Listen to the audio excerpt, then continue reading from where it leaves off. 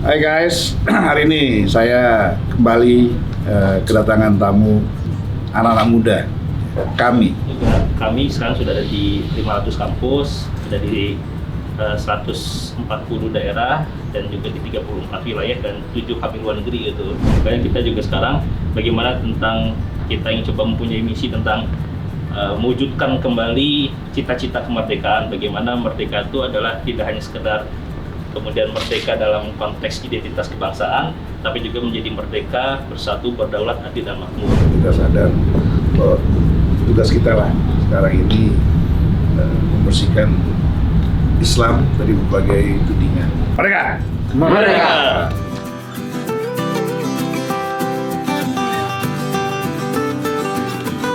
Hai guys, selamat datang di YouTube Bamsud Channel. Ikuti terus, pasti seru.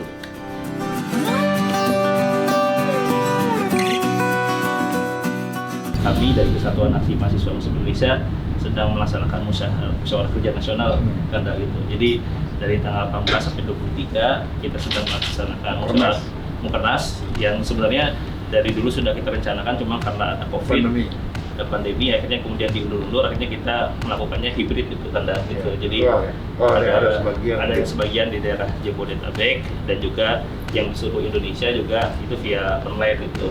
Dalam konteks hari ini juga kami sekarang sudah ada di 500 kampus, ada di 140 daerah dan juga di 34 wilayah dan 7 hub luar negeri gitu.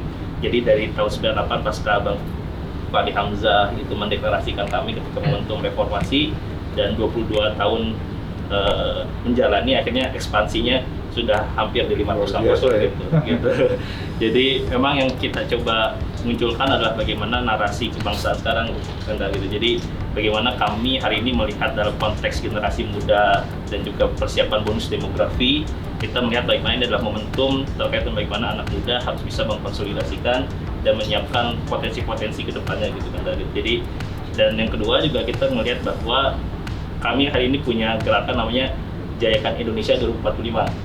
Jadi kita bagaimana bahwa generasi hari inilah yang nanti, karena di kami ini kan sampai dengan 30 tahun itu dalam proses keanggotaannya, maka generasi hari ini yang nanti akan mengisi momentum 100 tahun kemerdekaan. Oleh karena itu dalam konteks itu juga kita setiap tahun rekrutmen kami itu kurang lebih sekitar 15.000 gitu.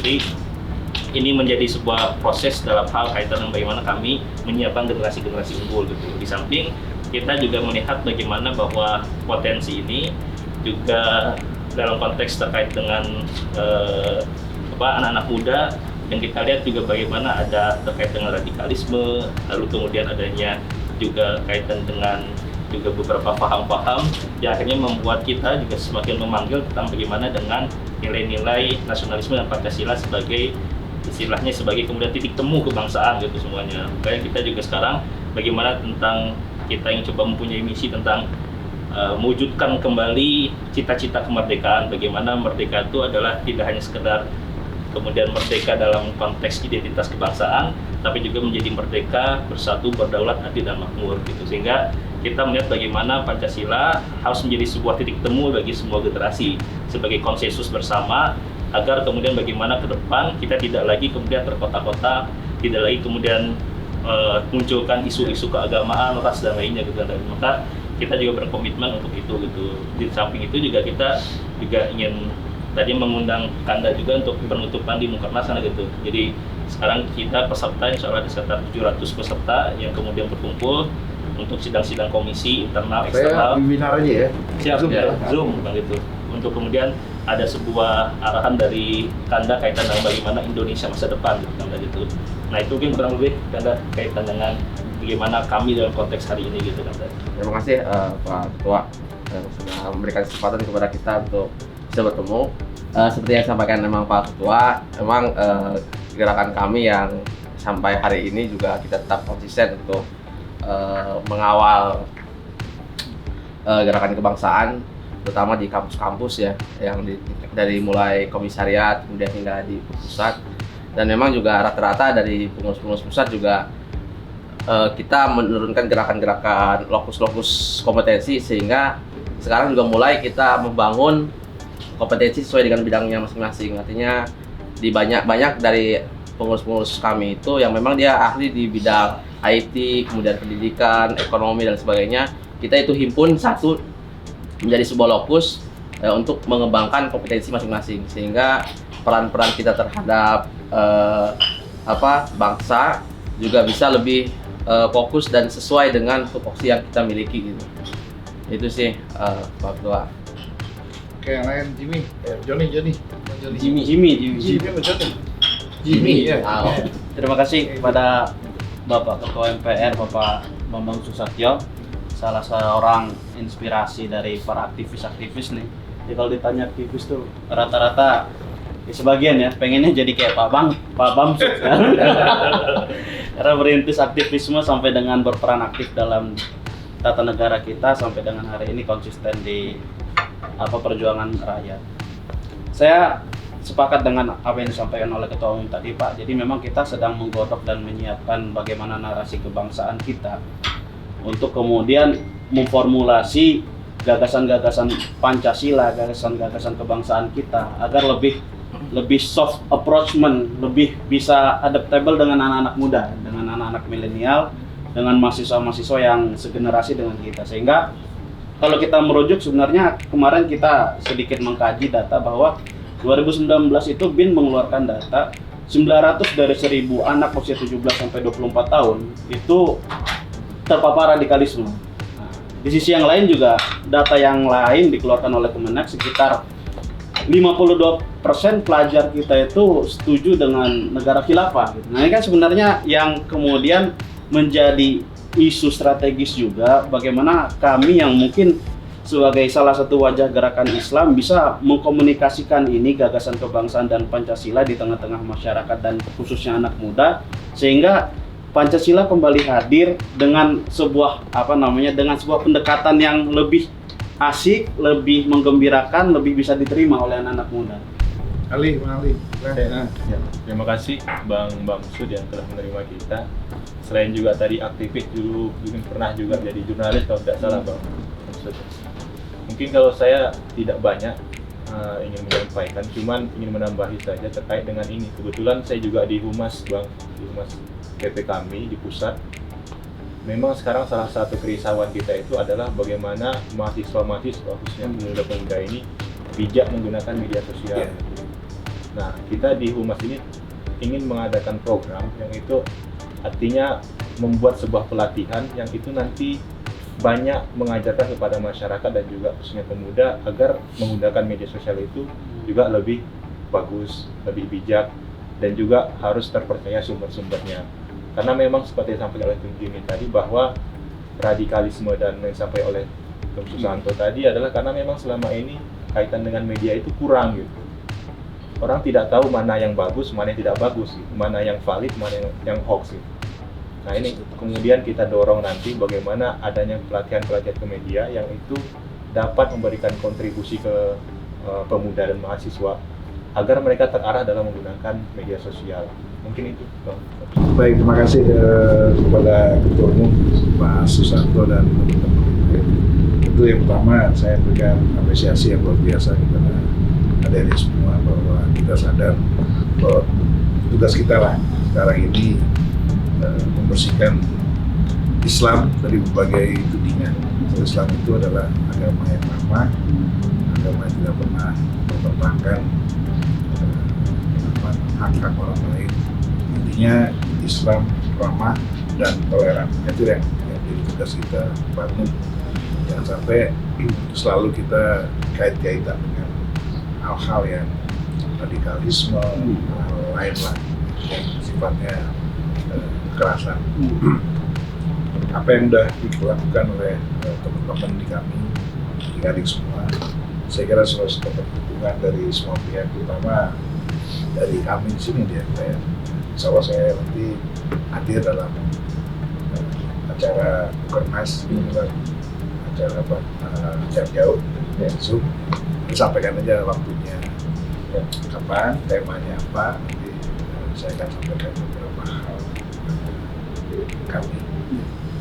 Dan kalau lihat sejarah panjang kami juga banyak melahirkan tokoh-tokoh yang luar biasa dan patut diperhitungkan. Jadi memperkaya daripada organisasi sosial, organisasi kemahasiswaan yang ada selama ini, AMI, dan kemudian apalagi PMI, ya, kita harus saling bahu-membahu untuk menjaga kemajemukan kita. Jadi yang pertama bagi kita adalah sebagai bangsa, menjaga agar Pancasila dalam perilaku kita sehari-hari itu betul-betul dijalankan. Jadi tidak hanya sekedar semboyan atau hafalan, yang penting Pancasila, tapi kelakuannya nggak Pancasila. Gitu. Ya. Kemudian kita menjaga NKRI, menjaga dan memastikan Undang-Undang Dasar 1945 ini berjalan dengan sebagaimana mestinya, seperti yang diceritakan para pendiri bangsa.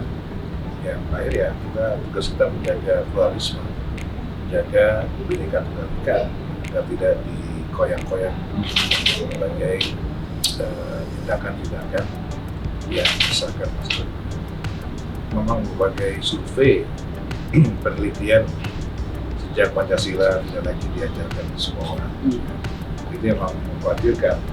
Tapi mudah-mudahan ke depan pemerintah sudah beri komitmen pelajaran Pancasila dan dimengerti akan diajarkan kembali di sekolah-sekolah. Mudah-mudahan paling tidak ke depan kita punya gambaran, kita punya pegangan, kita punya bintang arah kemana bangsa ini akan berjalan. Oke, terima kasih atas kedatangan dari semua. Baik bisa kita support, kalau kita support semampu yang kita bisa lakukan. Kalau perlu nanti kami udah ada kerjasama ini belum, Bapak? Sosialisasi 4 pilar. Sama Pak Belum Ketua. ada. Ya bikin lah nanti, karena itu juga bisa datang beberapa ngurus intinya di sini 5-6 orang, kita lihat akhirnya Zoom. Ya. Kita udah lakukan dengan beberapa teman-teman organisasi mahasiswa, masuk juga kemarin PMI ya, guys, PMI apalagi yang perempuan dari Pak Tayat. Patayat, sudah kita lakukan. Kami yang belum. Iya. Ya. Hai guys, hari ini saya kembali kedatangan tamu anak-anak muda. Kami, apa singkatan kami? Kesatuan Aksi Mahasiswa Muslim Indonesia. Kesatuan Aksi Mahasiswa Muslim Indonesia. Jadi ternyata bukan kita-kita saja yang galau dengan berbagai perkembangan kehidupan berbangsa dan bernegara hari-hari ini di tengah suasana COVID maupun adanya berbagai isu radikalisme dan kekerasan. Islam adalah agama yang ramah. Kita semua sepakat sebagai umat Islam kita memiliki kewajiban menjaga pluralisme, menjaga kemajemukan, menjaga Bhinneka Tunggal Ika, dan menghormati apapun yang dipercayai atau dianut oleh saudara-saudara kita atas agamanya. Karena Islam mengajarkan kedamaian, mengajarkan cinta dan kasih sayang. Nah, sekarang saya minta Ketua Umum kami untuk menyampaikan pesan-pesan kebangsaan kepada kalian semua. Silakan. Ya, terima kasih guys semuanya. Ya. Terima kasih sebelumnya kepada Ketua MPR Bambang Susatyo yang telah menerima kita, para anak-anak muda, para milenial yang hadir dalam kesempatan hari ini untuk menyampaikan terkait dengan apa yang menjadi gagasan generasi muda untuk ke depan. Karena kita ketahui bahwa masa depan bangsa ditentukan oleh generasi mudanya. Dan kami, Kesatuan Aksi Mahasiswa Muslim Indonesia, berkomitmen untuk menyiapkan generasi-generasi unggul, talenta-talenta unggul, untuk menyiapkan kejayaan Indonesia 2045. Oleh karena itu, kita memulai untuk kemudian bagaimana menyiapkan generasi unggul dengan menyiapkan dari seluruh kampus-kampus, daerah, wilayah, sehingga Indonesia masa depan adalah harapan kita semua. Nah, dengerin itu guys. Jadi masa depan Indonesia ada di pundak kalian, ada di pundak para pengurus kami yang sekarang ini masih pakai seragam putih. Kita tidak tahu ke depan mereka-mereka lah yang akan memimpin bangsa ini. Termasuk Anda sekalian yang sekarang berumur 30, 20, bahkan 40 tahun di pundak Anda.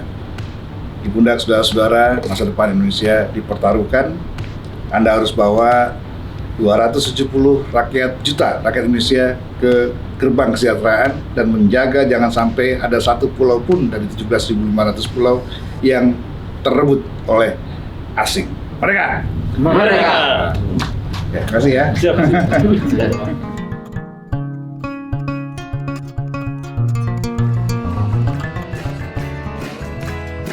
Bro and sis, jangan lupa subscribe, like, comment, and share. Dan terima kasih sudah menonton di channel ini. Salam, sampai jumpa lagi.